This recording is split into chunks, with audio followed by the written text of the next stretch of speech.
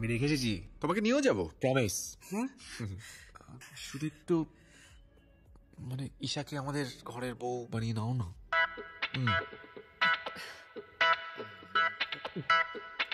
আর দেখো, তোমরা দুজনে দুজনকে ভালোবাসো, কিন্তু তোমরা একসাথে থেকেও নেই।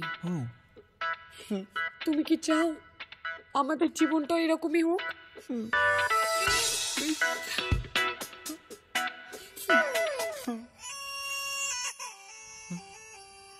সর্বনাশ, দাদা কি হবে এখন? হ্যাঁ প্রদীপ, বলো কি ব্যাপার?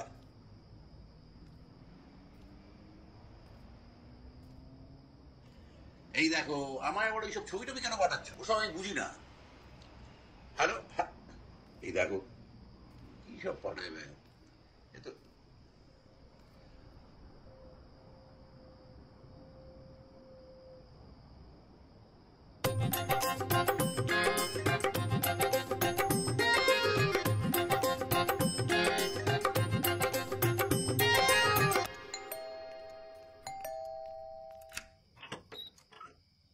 তুমি ম্যাডাম, এই দাঁড়ো দাঁড়ো দাঁড়ো দাঁড়ো, কি ব্যাপারটা কি? হ্যাঁ, ঈশা বাড়িতে নেই। সত্যি কথা, বাড়িতে নেই নাকি ডাকবেন না? ঈশাকে ডাকুন প্লিজ। শোনো, তোমার যা বলার তুমি কালকে সকালে অফিসে এসে বলো, ওকে? তুমি এখন বাড়ি যাও, যাও না, অতক্ষণ ওয়েট করতে পারবো না। ঈশা কই? দাঁড়ো, তোমার যেটা বলার সেটা তুমি আমাকে বলে তুমি এক্ষুনি বাড়ি থেকে বেরিয়ে যাবে। প্রদীপ, আপনাকে বলবো? সে বলতেই পারি, আপনি রাজি তো ঈশাও রাজি, আর সব রাজি। আর বেশি কিছু না, মধ্যে কথা হলে কি আমি ওকে বিয়ে করতে চাই। কি? এই তোমার কি আর কিছু বলার আছে? না, আর কিছু বলো নেই, এটা একটা ছোট রিকোয়েস্ট আছে, পূরণ করে দিন চলে যাই। প্রদীপ, তুমি কি বুঝতে চাও না নাকি বুঝতে পারো না যে ঈশা একমাত্র রনিকেই ভালোবাসে? না, বুঝি বুঝি বুঝি, রনি ঈশাকে ভালোবাসে, ওর পর আমি। রনি ফার্স্ট, আমি সেকেন্ড। তা তুমি যখন বুঝতে পারো তখন তখন কেন ঈশার পিছনে পড়ে আছো তুমি? কারণ রনি তো আর বেশি দিন নেই।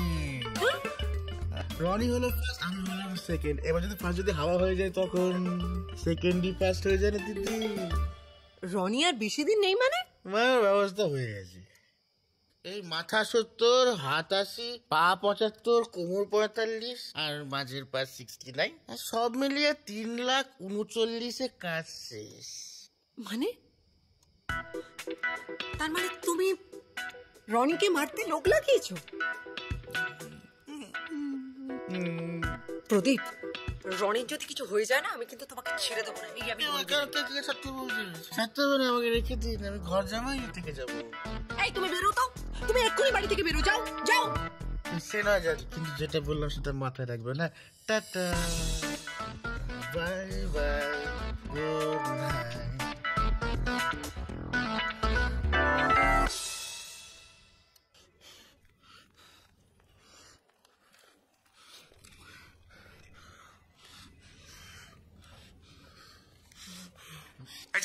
দাঁড়া, এই ঠিক করলি ভাই?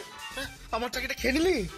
এবার দেখবি তোর যত স্বপ্ন টপ্ন আছে আমি সব গদক করে সব থেকে খেয়ে নেবো। হ্যাঁ, এই প্রদীপ যা আগুন লাগাবে না, জ্বালিয়ে পুড়ে সব ছাড়খাড় করে দেবো। হ্যাঁ, সাবধানে থাকিস, রেডি থাকিস। যা পারিস কর।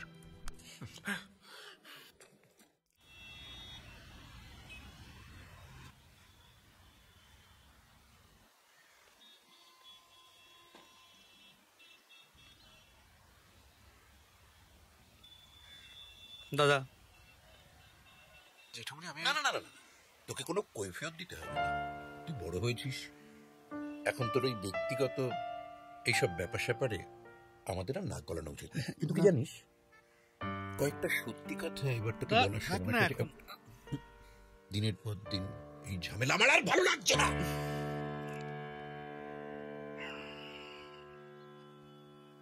আমরা তোকে দীর্ঘদিন বানি কতগুলো কথা বলে এসেছি। তোর মার আর বাবার মৃত্যুর কোনোটাই অ্যাক্সিডেন্টে হয়নি।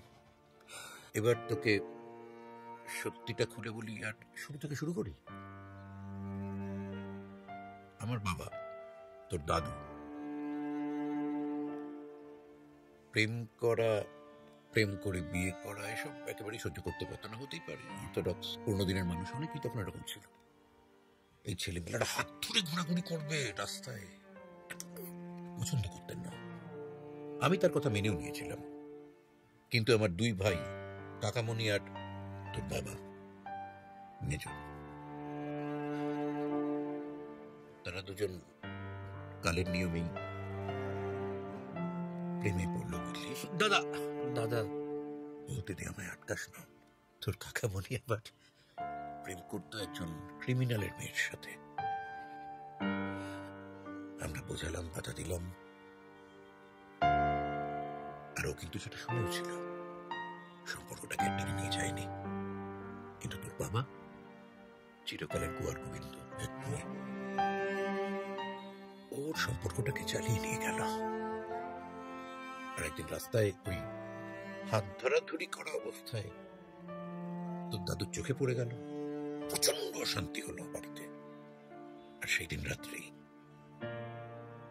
তোর মাকে তোর বাবা বিয়ে করে ফেলল। তোর দাদু প্রথম প্রথম মুখ ফিরিয়ে থাকতেন, তারপর আস্তে আস্তে আমরা সবাই মেনে নিলাম। এভাবেই চলতে লাগলো, সব ঠিকঠাক, হ্যাপি ফ্যামিলি।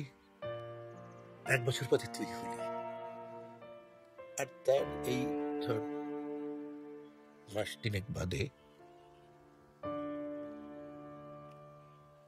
তোর মা তোর বাবার এক বন্ধুর সাথে পালিয়ে গেল।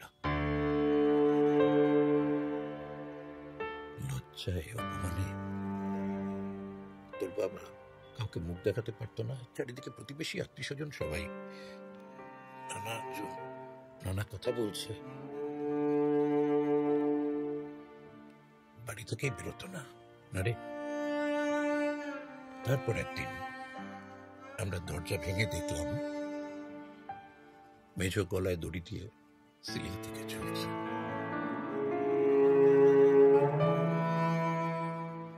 আমরা কিন্তু তারপর থেকে তোকে বুকে আঁকলে মানুষ করেছিল নি। মা বাবার কোনো অভাব আমরা বুঝতে দিইনি তোকে। বাড়িতে কোনো মেয়ে ঢুকতে দিতাম না। তোকে ছেলেবেলা থেকে এটা বুঝিয়ে এসেছিল যে আমরা চাইনি এ বাড়িতে আবার একটা ওই রকম ঘটনা ঘটুক। আমাদের খুব খুব গর্ব ছিল যে আমাদের সিদ্ধান্ত তুই মেনে নিয়েছিস। ভুল ভেবেছিলাম। কথাগুলো একদিন বাদে বলতে পেরে ভেতরটা খুব হালকা লাগছে, জানিস তো। তুই এখন সম্পূর্ণ স্বাধীন। এবার থেকে নিজের জীবনের সব সিদ্ধান্ত নিজে নিবি। তোর উপর আমাদের আর কোনো দাবি রইল না, কিন্তু যাই করবি ওই সত্যিটাকে মাথায় রেখে করিস কিন্তু।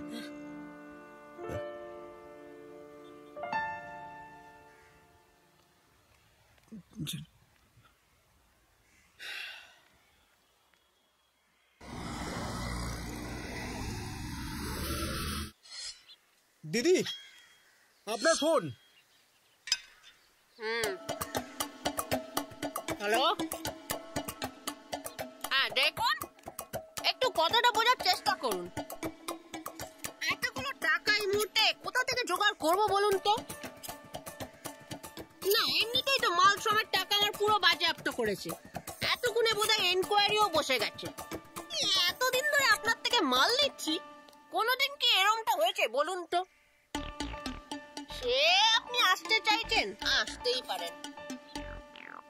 হ্যাঁ, কিন্তু এতগুলো টাকা এই মুহূর্তে জোগাড় করতে পারবো না। কি বললেন?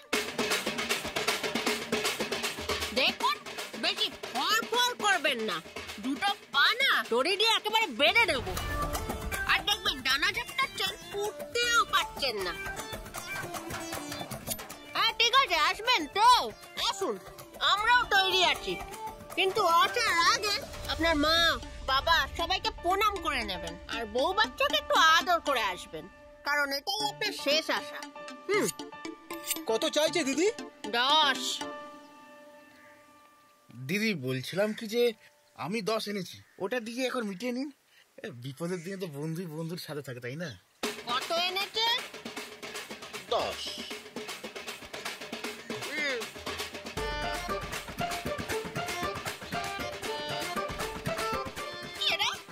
বসেছে, ওই ভয় দেখানো অ্যাডভান্স।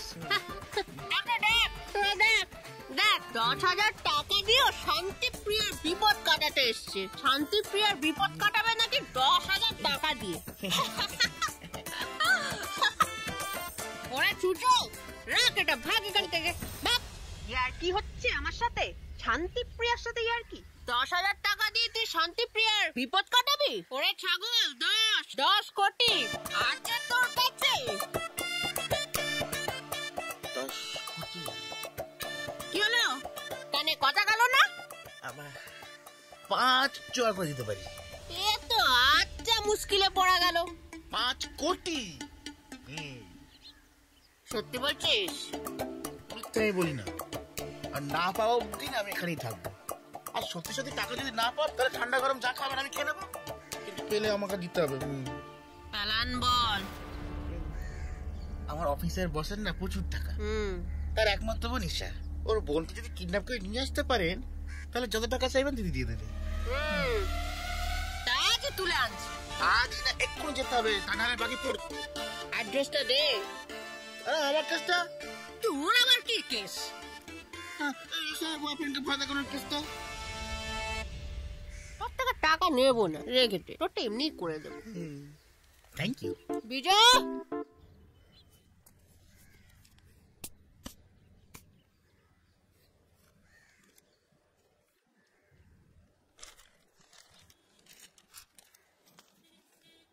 এত সকালে কোথায় বেরোচ্ছিস?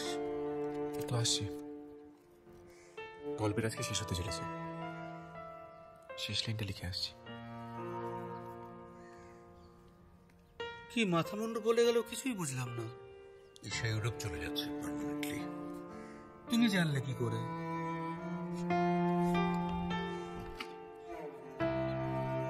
দাদা, আমরা কিছু ভুল করছি না তো? তোর কি মনে হয়? করছি।